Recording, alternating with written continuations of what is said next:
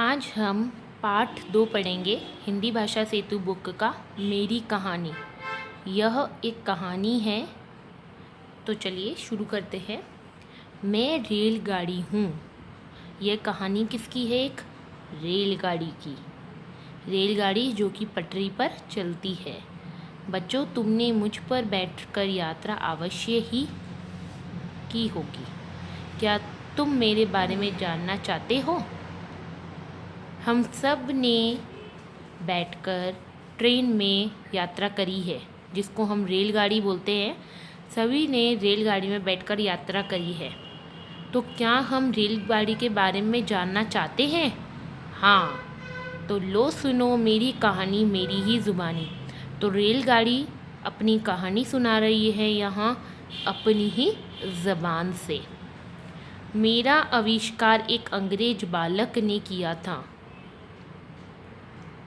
मेरा आविष्कार एक अंग्रेज बालक ने किया था। रेलगाड़ी का आविष्कार किसने किया था? एक अंग्रेज बालक ने। मतलब रेलगाड़ी जो बनाई थी वो किसने बनाई थी? एक अंग्रेज बालक ने। आविष्कार का मतलब कोई सी भी नई चीज़ बनाना। उसका नाम जेम्स था। जिस बालक ने वह रेलगाड़ी बनाई थी उसका नाम क्या था? जेम्स था। एक दिन उसने चाय बनाने के लिए आग पर पानी का पतीला रखा। एक दिन जेम्स ने चाय बनाने के लिए आग पर क्या रखा? पानी का पतीला रखा। पतीला का मतलब भगोना है ना, या हम ये भी कह सकते हैं भगोनी। थोड़ी ही देर में पानी उबलने लगा। थोड़ी देर में क्या हुआ? फिर पानी उबलने लगा। भाप के ज़ोर से पतीले का ढक्कन नीचे गिर गया। जब पानी में बहुत तेज तेज उबाल आने लगे तो भाप उठने लगी और उससे पतीले का ढक्कन, मतलब जो भगोने का ढक्कन था, वो नीचे गिर गया। जेम्स समझ गया भाप में बहुत शक्ति है। उसके दिमाग में एक बात सूझी। देखिए, यहाँ पर जब उसने पतीला रखा और जब ढक्कन नीचे गिरा और पानी में से बहुत तेज तेज भापें निकल रही थी, तब वह समझ गया कि भाप में क्या है? बहुत शक्ति। और उसने अपने दिमाग में उसके दिमाग में उसको एक बात सूझी। उसको एक चीज़ का ध्यान आया। उसने एक डिब्बा लिया। डिब्बा कोई सा पुट्ठे का लिया होगा।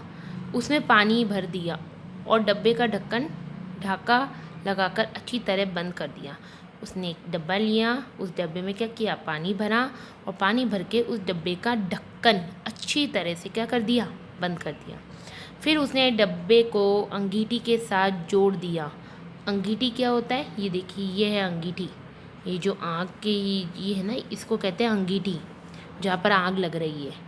फिर उसने डिब्बे को अंगीठी के साथ जोड़ दिया। और डिब्बे को किसके साथ जोड़ दिया? अंगीठी के साथ, जहाँ पर आग लग रही थी।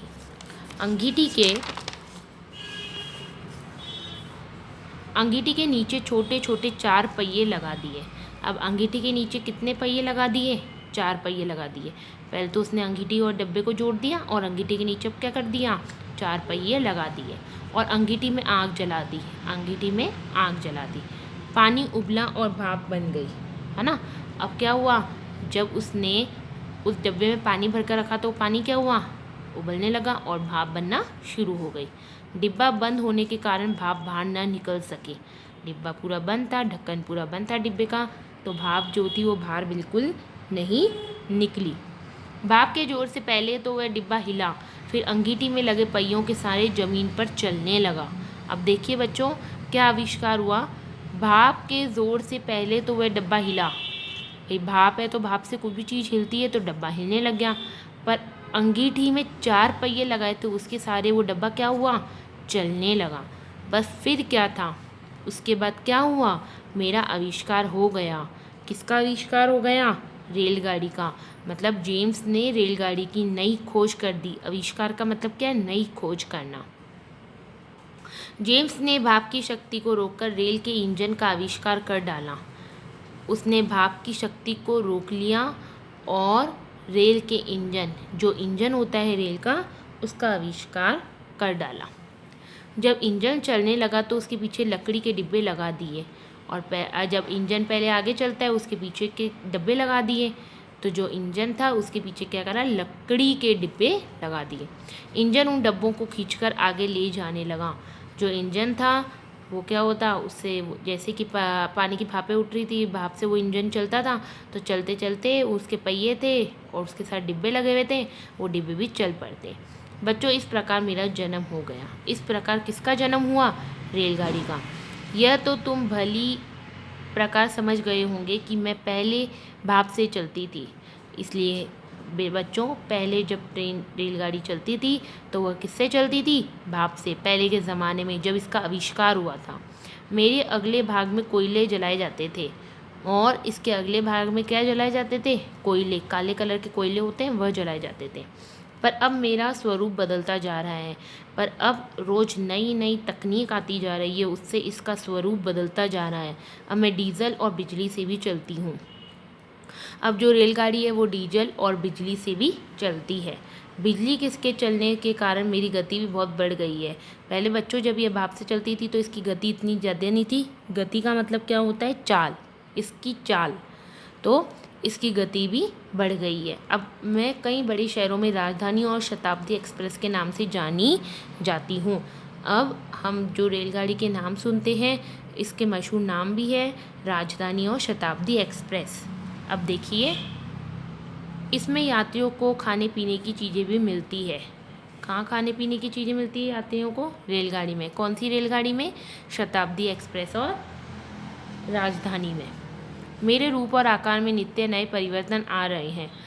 आजकल रोज़ तकनीक चेंज होती जा रही है, बदलती जा रही है, तो इसलिए रोज़ नई नई तकनीक आती जा रही है। रेलगाड़ी के नए नए आविष्कार होते जा रहे हैं। पहले भाप से चलती थी, फिर कोयलों से चली, फिर धीरे धीरे क्या हुआ, धीरे धीरे इसका आविष्कार हुआ, तो धीरे धीरे ये बिजली से चलने लगी। अब मेरे डिब्बों में बैठकर यात्रा करना बहुत आरामदायक हो गया है। अब इसके डिब्बे इतने आराम वाले हो गए हैं। आरामदायक का मतलब बहुत आराम देने वाला। आराम से जाओ, आराम का मतलब कि कोई तकलीफ़ ना हो, आराम से जाने। तो इसके डिब्बे में बैठकर यात्रा करना बहुत आरामदायक हो गया है। दिल्ली और कुछ अन्य शहरों में अब मेट्रो के रूप में भी चल रही हूँ। आपने देखी होगी बेटा, दिल्ली है, जयपुर है, या मेट्रो है, तो मेट्रो के रूप में भी चल रही है। मैं यह रूप बहुत अनोखा है। इसमें ज़मीन से ऊपर और ज़मीन के नीचे भी दौड़ती हूँ। इसका ये रूप, किसका? रेलगाड़ी का यह रूप बहुत अनोखा है, क्योंकि ये ज़मीन के ऊपर भी चलती है और ज़मीन के नीचे भी चलती है। देखिए, ये है मेट्रो। मैं माल ढोने के काम भी आती हूँ।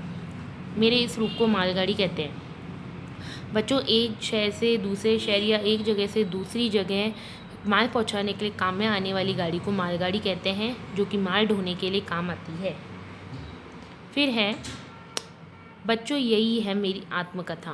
रेलगाड़ी आपसे यही कह रही है कि रेलगाड़ी की आत्मकथा यही है।